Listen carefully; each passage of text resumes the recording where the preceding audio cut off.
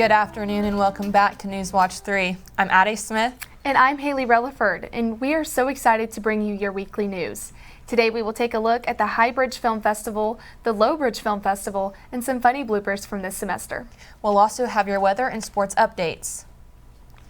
The 20th edition of the Highbridge Film Festival has come to a close. Reporter Sevasti Levenioti gives us a recap of this event. Let's take a look. Highbridge to me is a place where I can show off my skills to my friends and on like a larger screen than my phone, and then possibly get recognized for my work. On April 13th, Asbury University hosted their annual Highbridge Film Festival. This year's theme was All Hollywood, a road trip down to Highbridge Boulevard where filmmakers reach their destination. We had a theme this year about getting films to their destination, which is the audience. And that really is an important thing when you're a student, especially. You make all of these films, you make this work, but people need to see it for it to really be finished. This year was extra special because it was the 20th anniversary. You know, the fact that it's been going on for 2 decades, and I just want to make sure it continues to go on for more time. Every spring semester, the Media Communication Department offers a special events course. This class, with the help of Dr. Walt and the engineering team, create the whole event. 5 distinct teams had to work on many different tasks. Among them were the design team, the huge team, and the webcast team. And it was a really cool experience because that's really probably the biggest live production we do all year. So it was cool to work on it and plan it and produce it and, you know, see the end result. So it was just overall a great experience.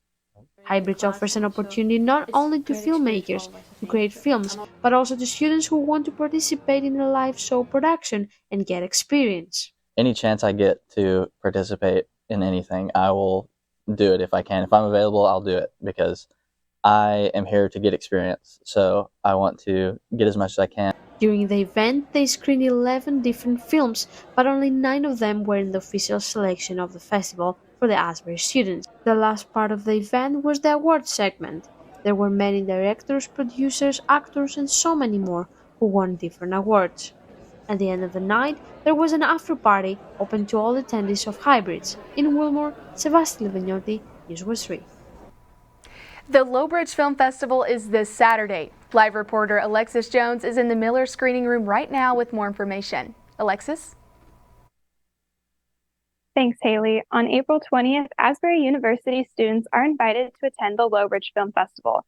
Completely student-run, the event is put on each year to screen films that were not accepted into the Highbridge Film Festival that occurred this past weekend. Films might not be accepted into Highbridge due to content, length, time restraints, or having alums and graduate students work on it. This year's organizers are junior Caden Purvis and seniors Ian Wong and Carmen Clemente. Purvis explained that the goal of Lowbridge is to have fun, screen films, and celebrate the accomplishments of students outside the context of Highbridge. Lowbridge film submissions are open to anyone, not just MediaCom majors. The only restriction is that the films cannot have been screened at Highbridge or Lowbridge in the past. Lowbridge will take place here in the Miller screening room this Saturday at 9 p.m. That's all I have here. Back to you guys. Asbury University hosted a day of workshops and talkback sessions with this year's Highbridge judges. Matt Giblin kicked off the day in the Guyerton screening room with a talk on cinematic multicam and live productions.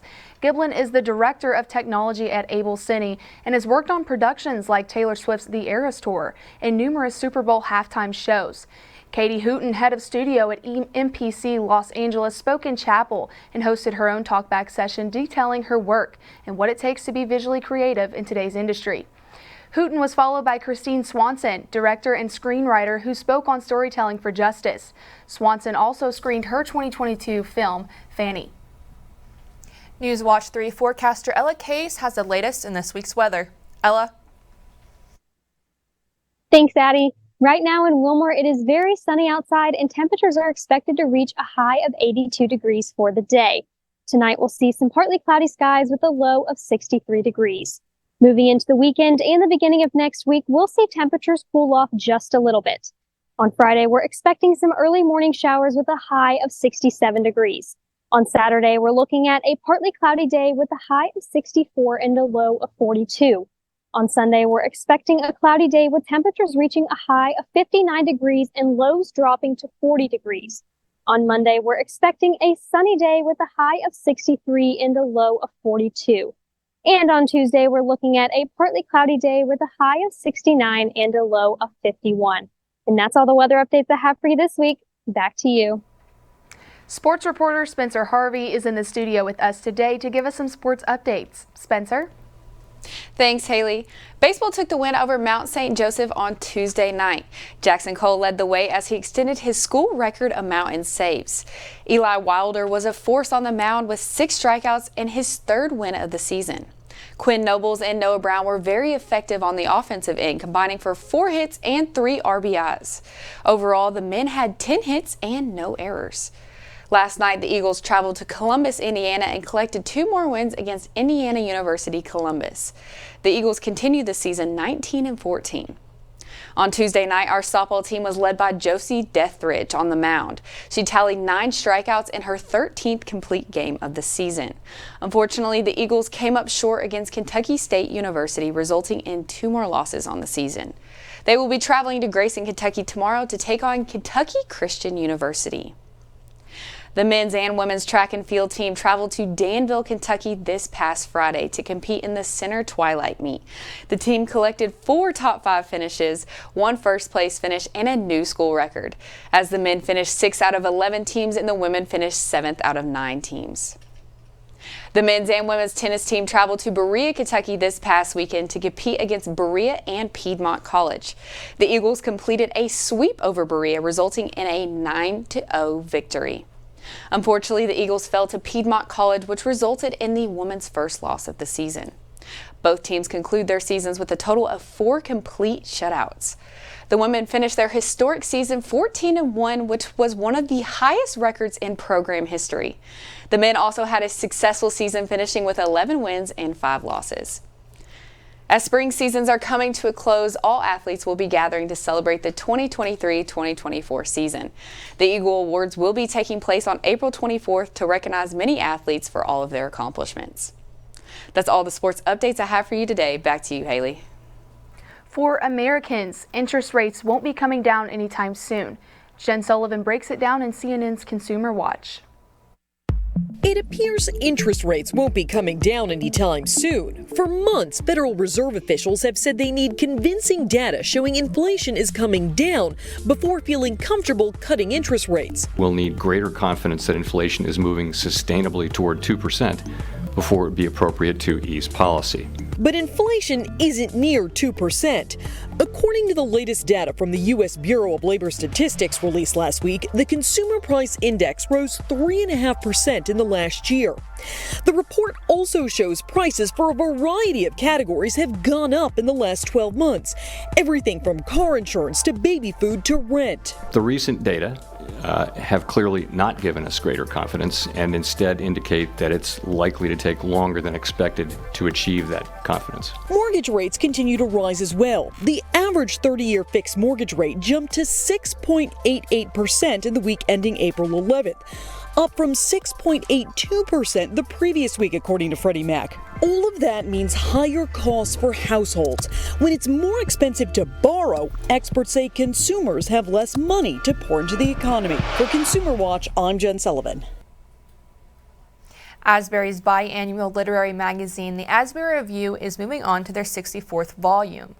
Yesterday, April 17th at 7:30, the review staff held a release party for their spring edition magazine titled Half-Life. Open to all students across campus, students enjoyed free coffee from the location vendor Drinklinks. Drinklinks, a local coffee shop in Wilmore, hosts the review staff and student body every semester for the magazine's release. Any undergraduate Asbury student has the opportunity to submit 5 art or written pieces to the review. Writers and artists are given a chance to share about or read their pieces that are accepted into the review. Students follow along as readers share about their work. The Asbury Review looks forward to their 65th volume in the fall of 2024 and will be accepting submissions soon. With a student-run broadcast like this one, there will always be a few bloopers. Let's take a look at some of our funniest bloopers from this semester. Good afternoon and welcome to Newswatch 3. Okay. Addie, our men's and women's tennis teams took on Indiana University Southeast.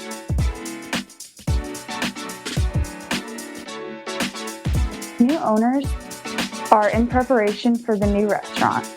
They're taking applications for hostess. Reporter Sevasti Levenioti gives us some insight. Let's take a look.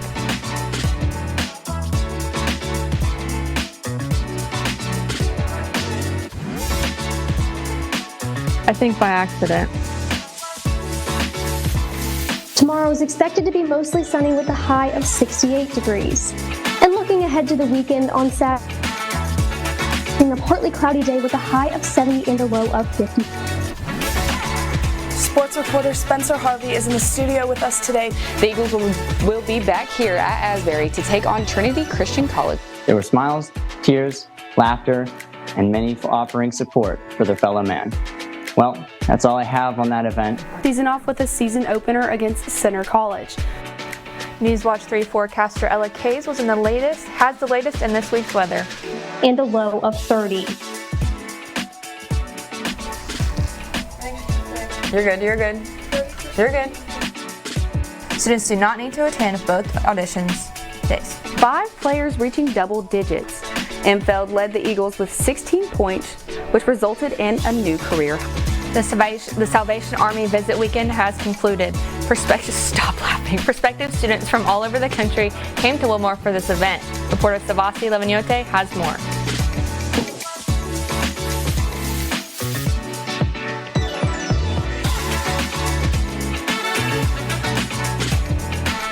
We had the chance to sit down with him, so let's take a look.